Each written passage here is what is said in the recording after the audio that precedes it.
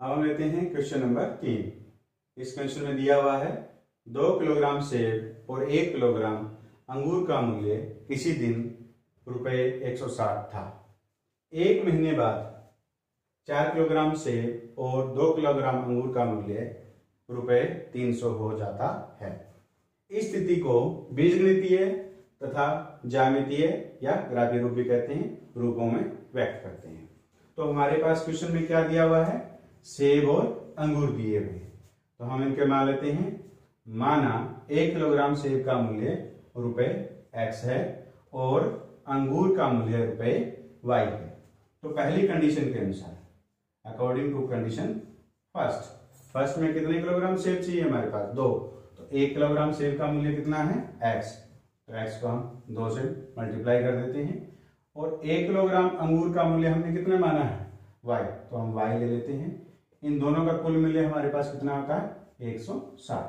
तो ये हमारे पास समीकरण 1 प्राप्त हो गया। अब कंडीशन दूसरी लेते हैं। दूसरी कंडीशन में क्या दिया हुआ है कि 1 महीने बाद 4 किलोग्राम सेब और 2 किलोग्राम अंगूर का मूल्य ₹300 हो जाता है। क्योंकि मार्केट में फल सब्जियों के हर दिन जो रेट हैं यानी मूल्य हैं वो अलग अलग होते हैं। तो इस प्रकार दूसरी कंडीशन को भी हम यहाँ व्यक्त करते हैं। तो इसमें कितने किलोग्राम सेब दिया हुआ है? 4 किलोग्राम। तो 1 किलोग्राम सेब का मूल्य कितना है? X। तो हम लेते हैं 4X। Y किसका मूल्य है? अंगूर का 1 किलोग्राम। हमें कितना चाहिए? 2 किलोग्राम। तो Y को 2 से गुना करते हैं, 2Y। इन दोनों को मिलाकर के कुल मूल्य कितना होता है? 300। तो इस प्रकार हमारे पास ये दूसरी कंडीशन से बीजगणितीय रूप यानी समीकरण प्राप्त हो गया। तो हम बीजगणितीय रूप लिखते हैं इन दोनों का। बीजगणितीय रूप में हमने जो प्रश्न में जो कंडीशन दी है उनको हमने प्रदर्शित किया। वो क्या क्या है? पहले है हमारे पास 2x जमा y बराबर 160 और दूसरा है हमारे पास 4x प्लस 2y बराबर 300। तो ये हमने दी गई स्थिति का बीजगणितीय रूप में प्रदर्शन कर दिया। अब हम लेते हैं इनकी ग्राफीय विधि। ग्राफीय विधि इन ग्राफीय रूप में प्रदर्शित करना है दी गई कंडीशन को। तो क्या लेते हैं? समीकरण 1 से। समीकरण 1 से एक समीकरण को लेते हैं पहले। तो समीकरण क्या दिया हुआ हमारे पास? 2x प्लस y बराबर 160। तो y को हम इधर रखते हैं और 2x को राइट हैंड साइड में ले जाते हैं। तो 2x को ही क्यों लेके गए? इन दोनों में जिसका कोएफिशिएंट छोटा होगा उसको हम लेफ्ट हैंड साइड में रखेंगे, बाकी को हम राइट हैंड साइड में ले जाएंगे। तो अब हम इसके सारे हल निकालते हैं।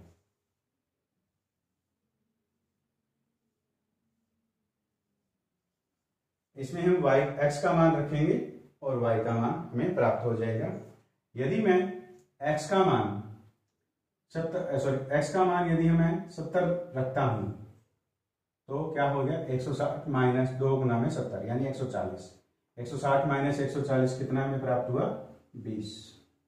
इसी प्रकार यदि मैं x का मान 50 रखता हूं तो हमें प्राप्त होता है 160 माइनस 2 गुना में 50 100 यानी 160 माइनस 100 तो हमें प्राप्त हुआ 60। यदि मैं यहां पर x का मान लेता हूं कि 60 रुपये है तो हमारे पास y का कितना आएगा? 160 माइनस 2 गुना में 60 120 तो हमें 40 प्राप्त होता है। इस प्रकार हमने समीकरण 1 से तालिका बना। अब हम समीकरण दूसरा लेते हैं। समीकरण 2 से समीकरण दूसरा क्या है हमारे पास? 4x प्लस 2y बराबर 300। जैसा मैंने पहले बताया था इन दोनों में किसका गुणांक छोटा है यानी कोएफिशिएंट किसका छोटा है? y का। तो y को हम लेफ्ट हैंड साइड में रखते हैं और x को हम राइट हैंड साइड में ले जाते हैं। तो y बराबर जो y का कोएफिशिएंट है उसको भाग दे देते हैं राइट हैंड साइड को ऊपर से यदि 2 कॉमन आ रहा है तो हम ले सकते हैं, तो हम देखते हैं 2 कॉमन आता है, यहाँ बचा 150 माइनस 2x और 2 से 2 कट गया, तो हमारे पास y बराबर 150 माइनस 2x। तो अब हम इसके हल निकालते हैं, तो एक तालिका बनाते हैं।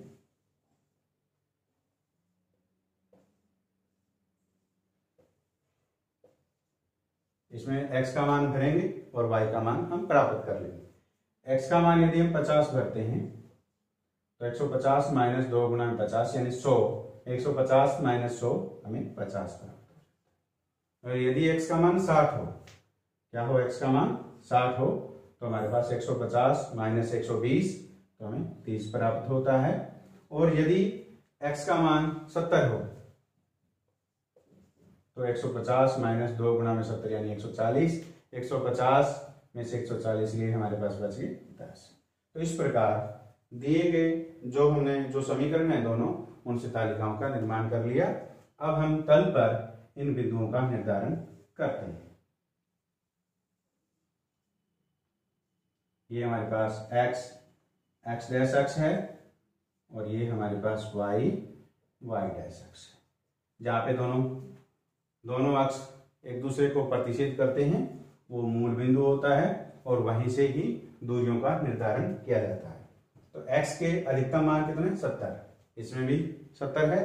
तो हमारे पास जो मूल बिंदु से राइट हैंड साइड में जो दूरियां होती हैं वो पॉजिटिव वैल्यूज होती हैं, वो लेते हैं हम x 10, 20, 30, 40, 50, 60, 70।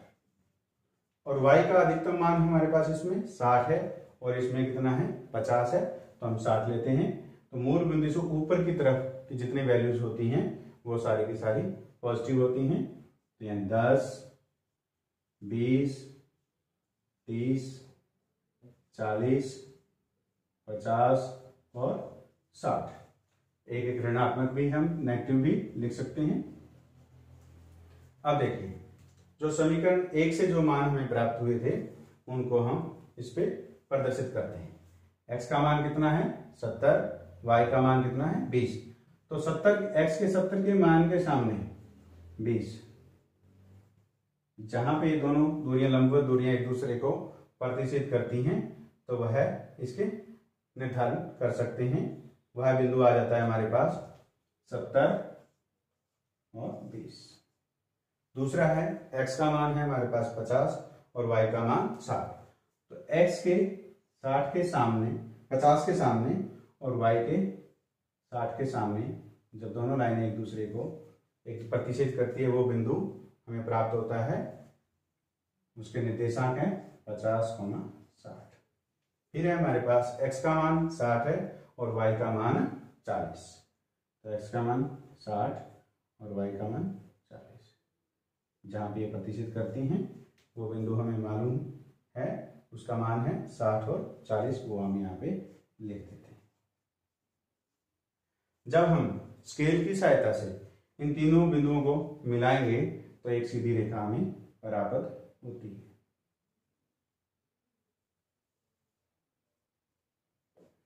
ये रेखा कौन से समीकरण की है, पहले समीकरण की। इसका मान हम रख देते हैं 2x प्लस वाई बराबर 160। ये इस समीकरण की रेखा है। अब समीकरण 2 लेते हैं। इसके हमने मान निकाले थे, x का मान 50, y का मान 50। तो x का मान 50 वाली ये लाइन रही और y का 50। तो यहाँ पर ये पहला बिंदु हमें प्राप्त हुआ जिसके निर्देशांक है 50, 50। दूसरा क्या है, x का मान क्या है 60 और y का मान क्या है 30। तो x का मान 60 और y का मान 30 बिंदु के निर्देशांक हैं। फिर है x का मान 70 और y का मान 10। तो ये हमारे पास तीसरा बिंदु आ गया।